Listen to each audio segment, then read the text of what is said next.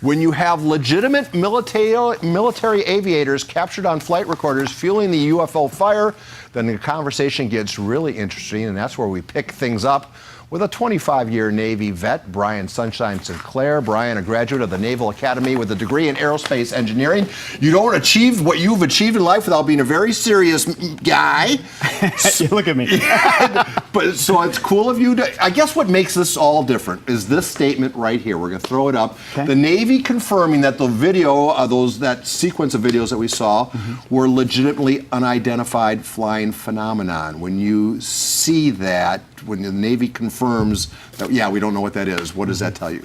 Well, firstly, let's back up a little bit. Yeah, that term UFO, kind of Lauren alluded to it earlier, and there's a lot of kind of pop culture baggage that comes along with that. Little Green Men, Area 51, flying saucers, all that stuff. So what you got here is a paradigm shift, okay? So you don't want to have pilots being cajoled, made fun of, if you will, for reporting a UFO, like, oh, Sunshine's, but, been sipping a little too much, and now he's seeing unidentified things.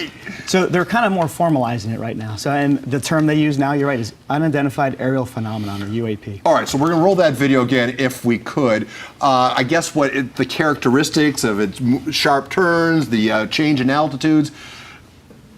Why is it always a saucer type? That looks like a flying mouse to me right there. So this one, though, is this is the Tic Tac, right? Yeah. And so there are a couple naysayers out there. They're going to say that the equipment's not working or they have inexperienced air crew. I'm going to say no to both of those. So I've been flying for about 15 years, so 2,800 hours, which is just day in and day out for 15 years. I've used this forward-looking infrared camera, which you see here on display, many, many times. Very comfortable with it and all the symbology associated. And to me, that is a very, very well-working, well-tuned infrared device right there. All right, so it's working. Yeah. So you're in the cockpit, you're seeing this, what are you saying?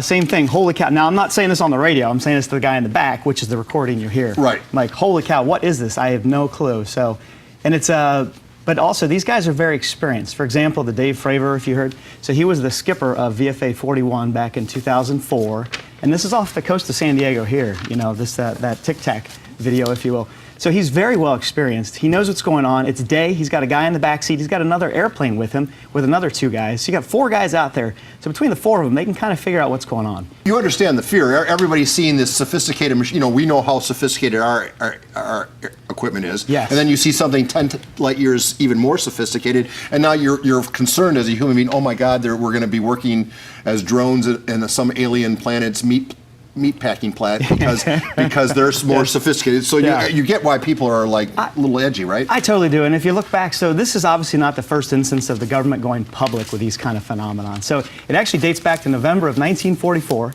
So our Allied pilots in the skies over both Europe and the Pacific Theater, they were seeing these glowing orbs that seemed to move in an intelligent fashion. So what I mean by that is they're actually kind of taunting or flying alongside the aircraft.